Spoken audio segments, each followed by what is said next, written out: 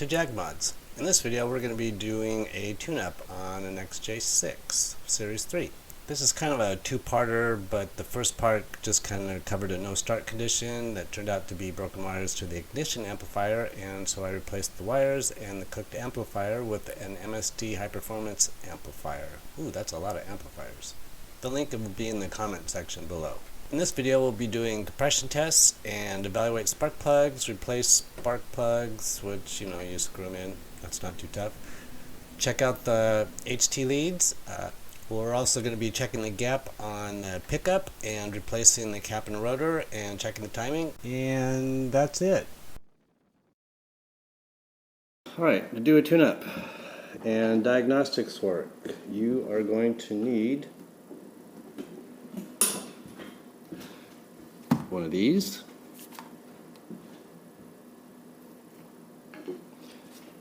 one of those, or if you prefer, one of those, one of those. For ignition work, one of those. That's a great diagnostic tool. Oh, this is always handy. Need one of those. And those are kind of handy too. So, there you have it. Oh, for plugs, you're going to need a big one and anti-screwing device. You're going to need one of those. These are always handy, especially with jags and older wires, because 9 times out of 10 you're going to be cutting stuff off, so you need one of those too.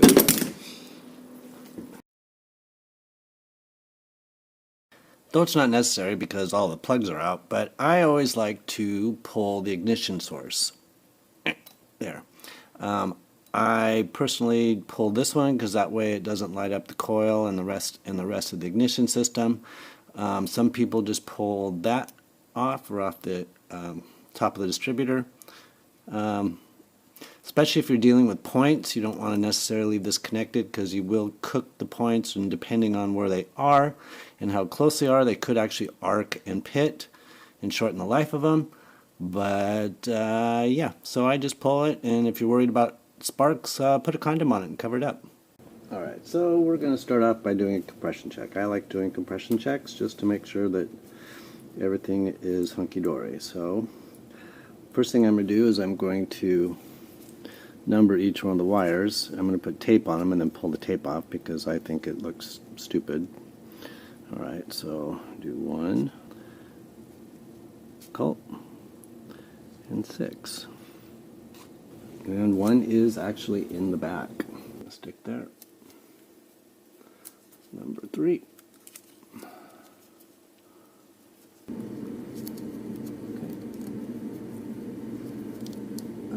So now we got that, kind of get those up out of the way. I'm not going to take them out of the harness because I don't want to take the chance of risking it. I'm going to take a vacuum cleaner and suck all that stuff out.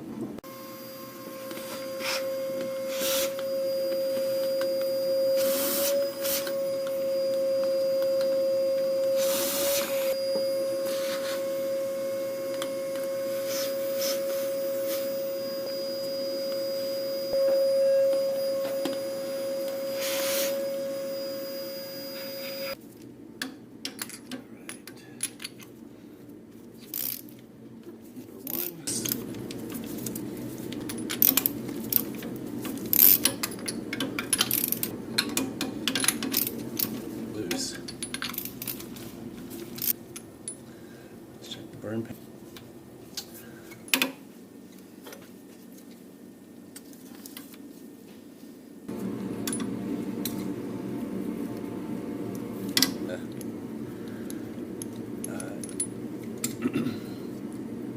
For those observant type, you may have noticed that there's a screwdriver sticking out of the mass airflow sensor. And for those who aren't quite so observant, here, let me point it out for you.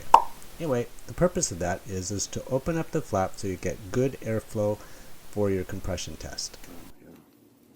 You guys can watch.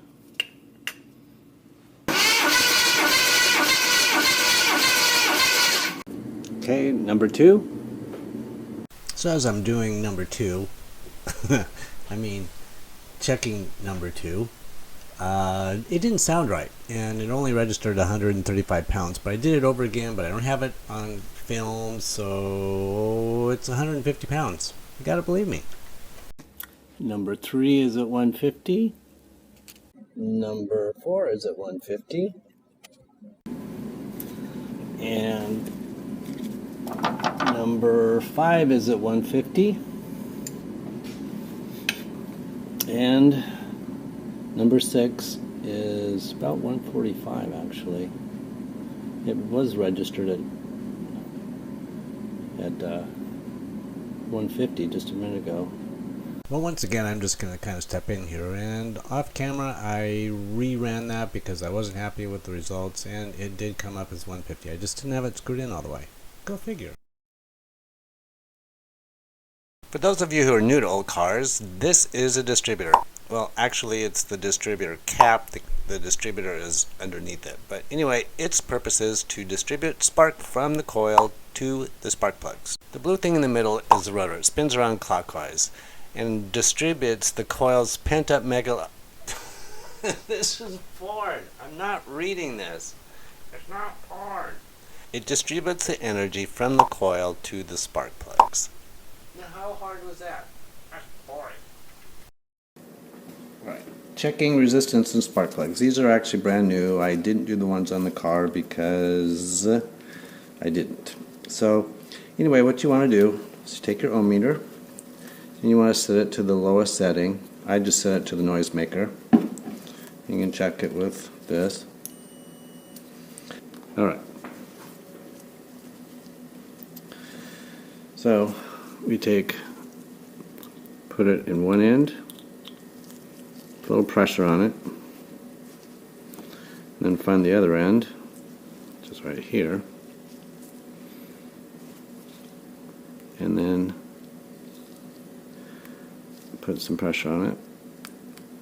There we go. Oops. So this has 1.183 ohms of resistance. Now for JAGs, anything minimum on the longest is 8 ohms and max is 20 ohms. I don't have any ones long enough to test that with. Well, this one's my longest right here. Anyway, so we'll do the same thing. Of course, with a longer wire you're going to get more resistance just because. Alright, so this is the longest one I've got, and we'll give it a go. And so it's at 1.5. So these have very little resistance in them, which is good because less resistance, more fire to the plug.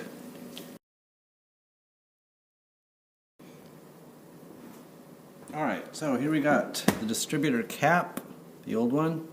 It's a little dirty, and the rotor, and got some plugs, and running a little bit rich, I'd say. So that's going to be a topic for another video because that's a rabbit hole I don't really want to go down at this point, but I just kind of wanted to give a heads up on what to look for. This actually doesn't look too bad. There's a little bit of carbon spots on the poles for the plugs. There's not much left of that. That's kind of wearing a little bit thin, but the big thing is all the moisture in here. Well, I had a heater hose or the radiator hose let go, and it kind of gave everything on that side of the engine a bath, and so that is antifreeze, and that was the reason why I decided to swap out the distributor. Here's the rotor. There's a little bit of carbon, but you can kind of see it right there, and the end it's been arcing. It's not smooth anymore, but this could just be smoothed out and be put back into service for another 10,000 miles probably. And I'll probably just keep this around in case I need one, because that's what I do. If you look at my garage, you can see all the crap everywhere. But there's that. And then the plugs are all consistently, these are actually well, they're E3s. I can't remember what they're called, but they're a 3-electrode plug. I like these. They call them non-foul plugs. They still foul, but anyway. yeah, run a little bit rich. And this is electronic, so it's not a matter of just making a carb adjustment. I've actually got to track down, my guess it has to do with one of the temperature senders not sending the right signal to the computer, the confuser, which is me. Anyway, so yeah, that is our plugs that all have been replaced. Cap and rotor. And the other thing to look for is to kind of look and see if we had any arcing. And there's a little bit of arcing on the center, but the rest of them look really good. And there's no cracks, so you want to kind of look for cracks. The other thing is you'll get carbon trails. So the carbon here will just kind of spin around, and then it'll start sticking to the side, and then it'll end up between the poles here, and then you could conceivably get arcs or misfires because of that. But yeah, I mean, it's actually in pretty good shape, and this is a good distributor cap. It's not a piece of garbage. It's actually probably better than the one I put on. I didn't just say that. But anyway, yeah, there you have it.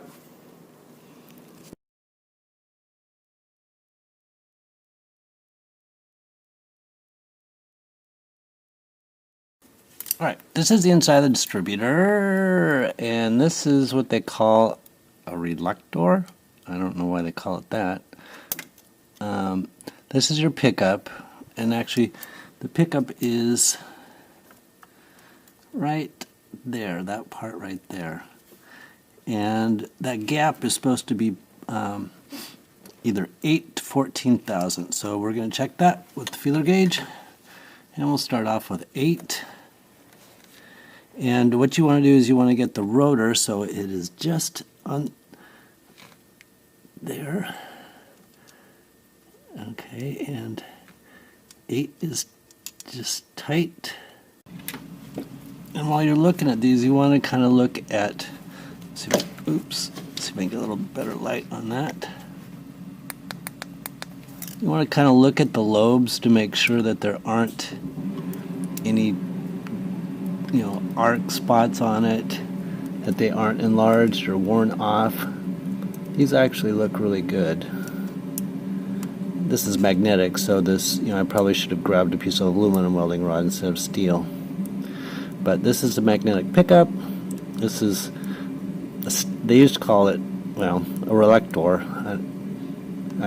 Yeah, I'm just going to stop, because, yeah, just stop, Mark. And then these are your adjustments, so you can actually move it in and out if it needs to be, but this is actually looking really good.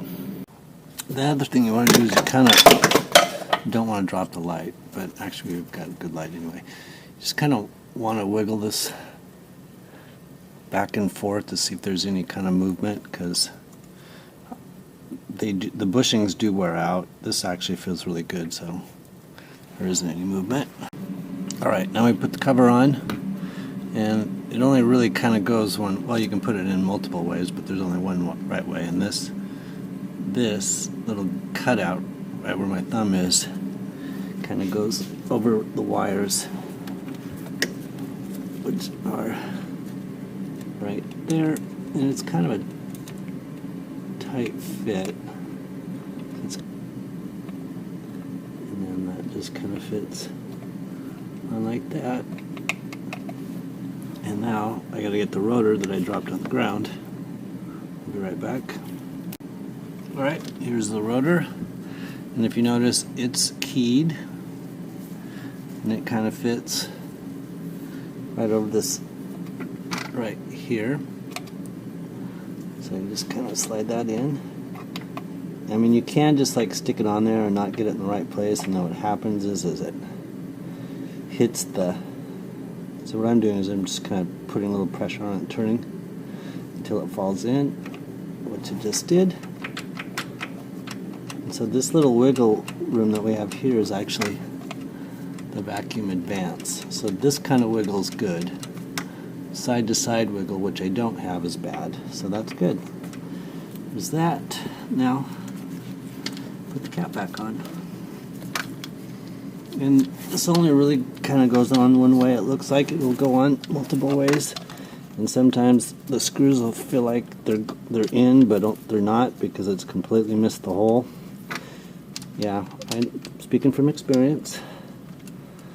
Yeah, is it in yet? Worst thing you ever could hear. So now we're gonna hit a screwdriver, and there we go. You don't need to watch that. I like my privacy when I...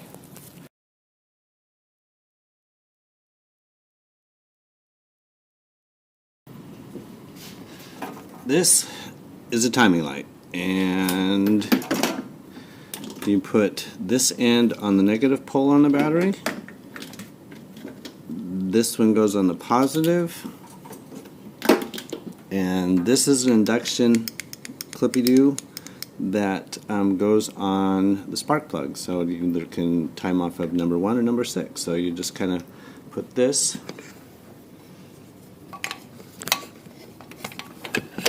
it just kind of goes around number 1, if I can get it. So there you go. And then you start your engine, has a trigger, and then when you pull the trigger, a strobe light flashes, and hopefully it will show up on the timing marks on the crankshaft, which you'll see here shortly. This right here is a vacuum advance, and there's a hose on it that we got to disconnect. And you just pull it off, and there it is. And then I just take a number 2 Phillips screwdriver and stick it in the end so we don't lose it.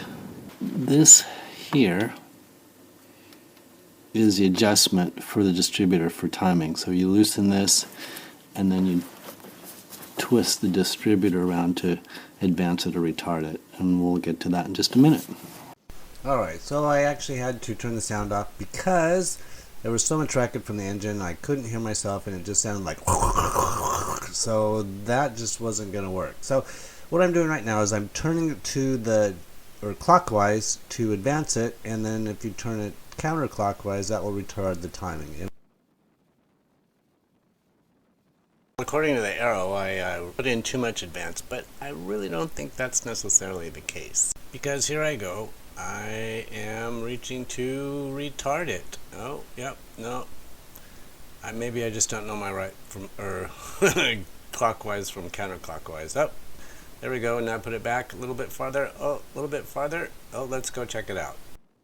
Well, according to the little red arrow, it looks like I'm spot on. Well, you gotta believe what you see, right? It's on the internet.